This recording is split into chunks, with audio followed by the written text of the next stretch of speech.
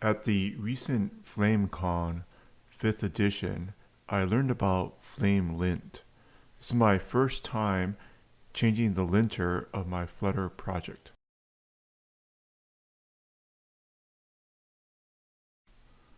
The first step is to add the FlameLint package to the Flutter dev dependencies. Note that there's this word "dev" after add when we do flutter pub add.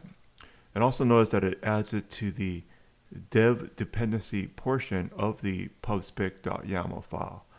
Instead of the analysis underscore options.yaml file, we're going to need to include this package in here.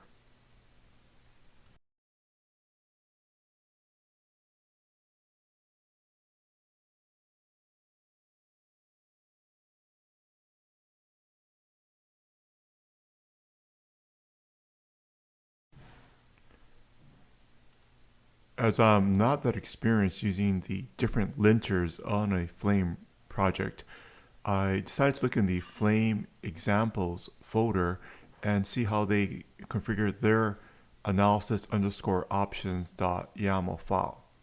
So I simply just copied the include string from their analysis underscore options.yaml file and I included it in mine. Then I saved it and gave it a go.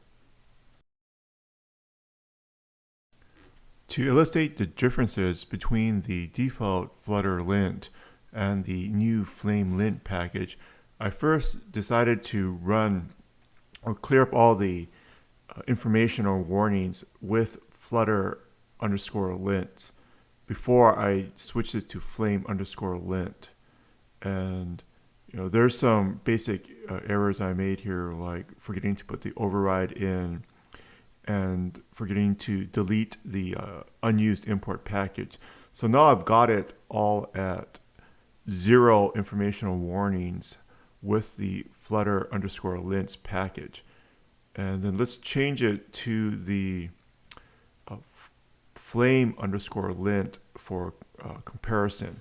So I commented out the Flutter underscore lints and I've uncommented out the Flame underscore lint, and now there's 33 informational warnings. So I'm going to clear this up to get it in conformance with what the Flame team is doing.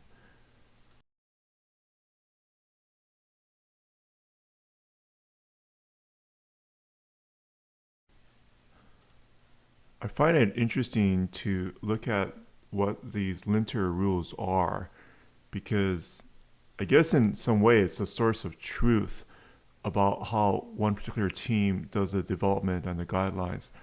So this always use package imports is a bit confusing to me, because I thought that for my own libraries I would use the relative imports instead of putting package in front of it.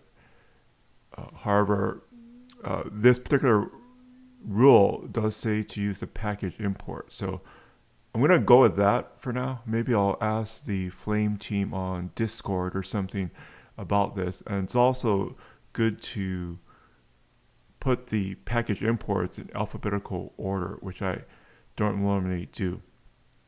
For this omit local variable types, I actually like to put the variable type inside. I think this is good for beginners because it's very clear what the type is for the variable. You don't have to mouse over it.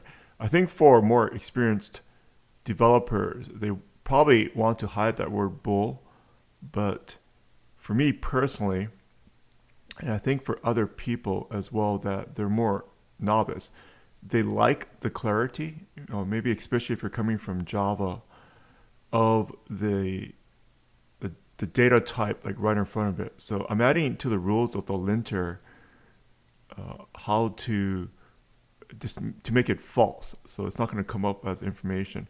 Also, I already previously commented out this avoid print, because for educational purposes I like to put the print statements in here.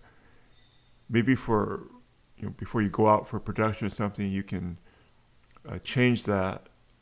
But while developing, I do like this data type.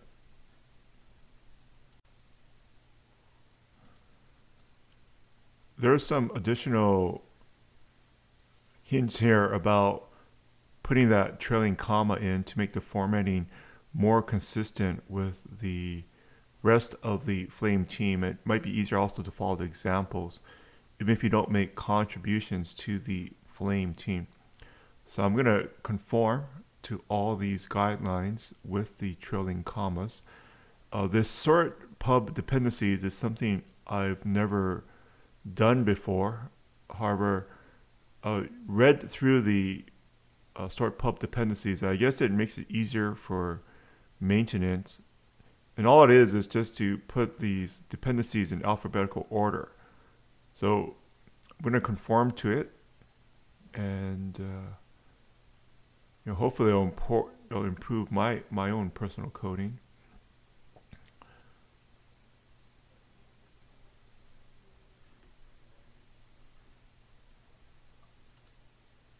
So I'll just go through it and also conform to it for the dev dependencies.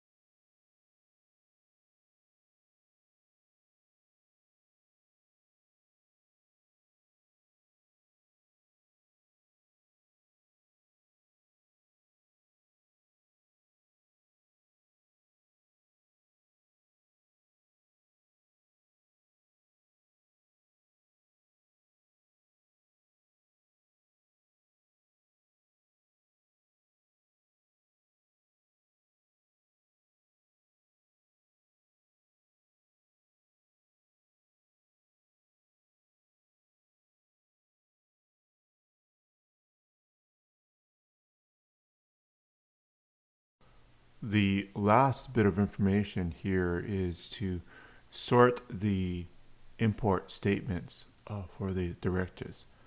And with this final change, as well as the commas, I'm in compliance with the Flame Linter rules. So back to the code.